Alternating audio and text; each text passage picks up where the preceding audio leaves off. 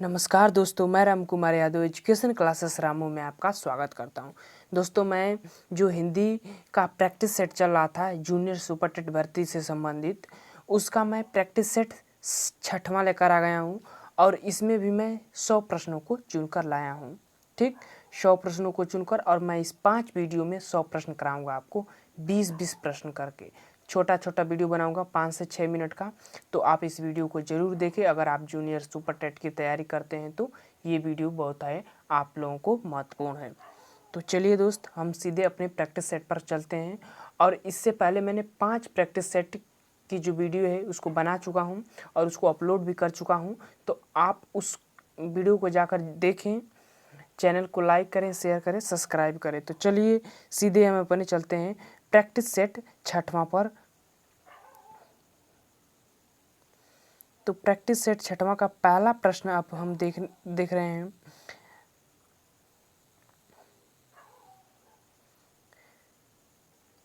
पहला प्रश्न कह रहा है कि मिट्टी की बारात किसकी रचना है। तो मिट्टी की बारात किसकी रचना है? तो यह जो मिट्टी की बारात है वह शिव मंगल सिंह सुमन की रचना है। तो इसका ऑप्शन नंबर सी सही हो जाएगा पहला का।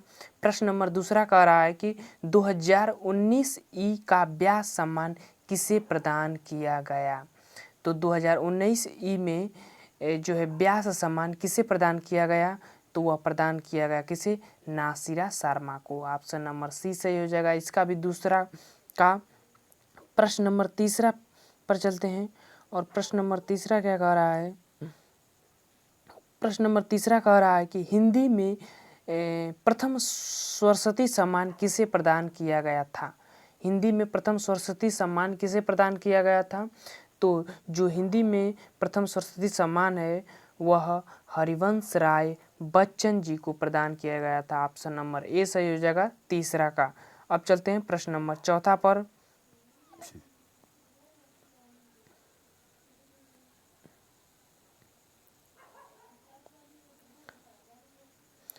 प्रश्न नंबर चौथा कह रहा है कि भारतीय साहित्य का सबसे बड़ा साहित्यिक पुरस्कार किसे माना जाता है। भारतीय साहित्य में पूछ रहा है कि सबसे बड़ा साहित्यिक पुरस्कार किसे माना जाता है। तो जो सबसे बड़ा साहित्यिक पुरस्कार जो माना जाता है वह ज्ञानपीठ पुरस्कार को माना जाता है। ऑप्शन नंबर बी सही हो जाएगा चौथा का। प्रश्न नंबर पाँचवा कह रहा है कि प्रश्न नंबर पाँचवा कह रहा है कि बतूता का जूता तथा लाख की नाक महंगू की टाई किसकी कृतियां हैं। ये जो दोनों कृतियां ये किसकी कृतियां हैं? तो ये जो दोनों कृतियां हैं यह सर्वेश्वर दयाल सक्सेना के। ऑप्शन नंबर ए सही हो जाएगा पाँचवा का। अब चलते हैं प्रश्न नंबर छठवां पर। प्रश्न नंबर छठवां कह रहा है कि कवि और उसकी रचना का कौन सा जोड़ा सही नहीं है। इसमें से एक जोड़ा जो है गलत है और 3 जोड़ा सही है। तो कौन सा जोड़ा इसमें से सही नहीं है? तो पहले देखिए, शिवराज भूषण रचना ये सही है। बी वाला शब्द रसायन देव की रचना ये भी सही है। परिमिल सूर्यकांत त्रिपाठी निराला की सबको पता है ये भी सही है। और उद्धव शतक जो है भारतेंदु हरिश्चंद्र की यह रचना नहीं है।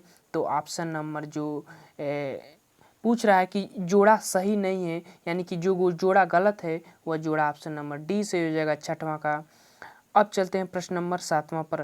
प्रश्न नंबर सातवां कह रहा है कि निम्नलिखित कवियों में से गांधी जी ने किस कवि को राष्ट्र कवि का सम्मान दिया है।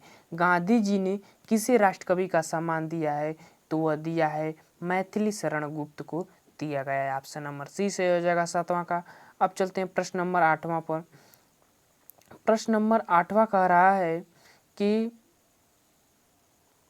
व्यास पुरस्कार से सम्मानित उपन्यास न भूतो न भविष्यति किस लेखक की रचना है। तो न भूतो न भविष्यति किस लेखक की रचना है? तो यह रचना जो है नरेंद्र कोहली की है। ऑप्शन नंबर ए सही हो जाएगा आठवां का। अब चलते हैं प्रश्न नंबर 9 पर।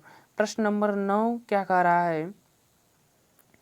प्रश्न नंबर 9 कह रहा है कि किस कवि को कवियों का कवि कहा जाता है। तो किस कवि को कवियों का कवि कहा जाता है?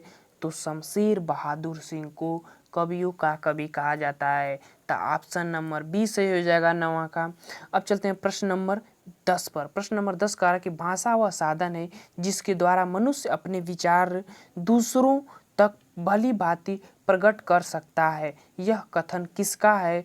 तो यह कथन जो है कामता प्रसाद गुरु जी का है। ऑप्शन नंबर बी सही हो जाएगा 10वां का। प्रश्न नंबर 11 कह रहा है कि हिंदी की आदि जननी कौन है? तो हिंदी की आदि जननी कौन है? तो हिंदी की आदि जननी जो है वह संस्कृत को कहा जाता है। ऑप्शन नंबर बी सही हो जाएगा 11 का भी। अब चलते हैं प्रश्न नंबर 12 पर।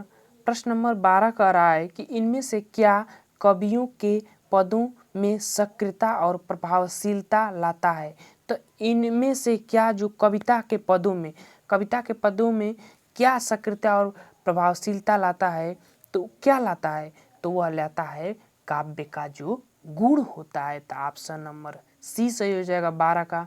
अब चलते हैं प्रश्न नंबर 13 पर।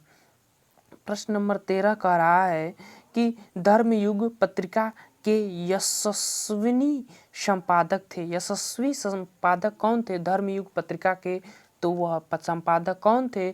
तो वह थे धर्मवीर भारती। तो देखिए धर्मयुग और धर्मवीर भारती। तो ऑप्शन नंबर डी सही हो जाएगा 13 का। अब चलते हैं प्रश्न नंबर 14 पर। प्रश्न नंबर 14 क्या कह रहा है कि प्रश्न नंबर 14 कह रहा है कि हिंदी के प्रथम गद्यकार हैं। हिंदी के प्रथम गद्यकार कौन है? तो हिंदी के प्रथम गद्यकार लल्लू लाल को कहा जाता है। ऑप्शन नंबर बी सही हो जाएगा 14 का। 15वां प्रश्न कर रहा है कि आधुनिक हिंदी साहित्य की पहली आत्मकथा के लेखक कौन माने जाते हैं? तो कौन माने जाते हैं? तो वह माने जाते हैं बाबू श्याम सुंदर दास माने जाते हैं। तो ऑप्शन नंबर ए सही हो जाएगा 15 का। अब चलते हैं प्रश्न नंबर 16 पर। प्रश्न नंबर 16 क्या कह रहा है? प्रश्न नंबर 16 कह रहा है कि निम्नलिखित में किशोरी लाल गोस्वामी रचित कहानी कौन सी है? इसमें से कौन सी रचना किशोरी लाल गोस्वामी की है? तो वह रचना है इंदुमती जो है किशोरी लाल की है। तो ऑप्शन नंबर सी से हो जाएगा 16 का। अब चलते हैं प्रश्न नंबर 17 पर। प्रश्न नंबर 17 कह रहा है कि भारतेंदु हरिश्चंद्र का कौन सा नाटक बांग्ला भाषा में अनुदित है? बांग्ला भाषा में कौन सा नाटक अनुदित है? तो वह है विद्या सुंदर। ऑप्शन नंबर सी सही हो जाएगा 17 का। अब चलते हैं प्रश्न नंबर 18 पर। प्रश्न नंबर 18 कह रहा है कि हिंदी का प्रथम मौलिक उपन्यास किसे माना जाता है? हिंदी का प्रथम मौलिक उपन्यास किसे माना जाता है? तो वह माना जाता है परीक्षा गुरु को। ऑप्शन नंबर डी सही हो जाएगा 18 का। अब प्रश्न नंबर 19 कह रहा है कि हिंदी साहित्य का सबसे प्रसिद्ध उपन्यासकार किसको माना जाता है? हिंदी साहित्य का सबसे प्रसिद्ध उपन्यासकार किसको माना जाता है? तो वह माना जाता है मुंशी प्रेमचंद को माना जाता है। ऑप्शन नंबर सी से हो जाएगा 19 का। अब चलते हैं प्रश्न नंबर 20 और इस वीडियो का लास्ट प्रश्न होगा। झूठा सच के लेखक कौन है? तो झूठा सच के जो लेखक हैं वह है यशपाल। तो ऑप्शन नंबर ए से हो जाएगा 20 का। तो ये थे हमारे जो प्रैक्टिस सेट 6वां चल रहा था उसका पहला था। 20 प्रश्न इसमें मैंने लिया। इसके बाद अगली जो वीडियो आएगी उसमें भी 20 प्रश्न लेंगे और अगली वीडियो 21वें प्रश्न से स्टार्ट किया जाएगा।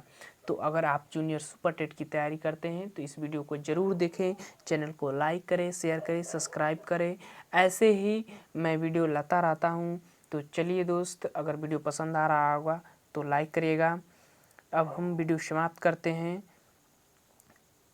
Thank you for watching this video.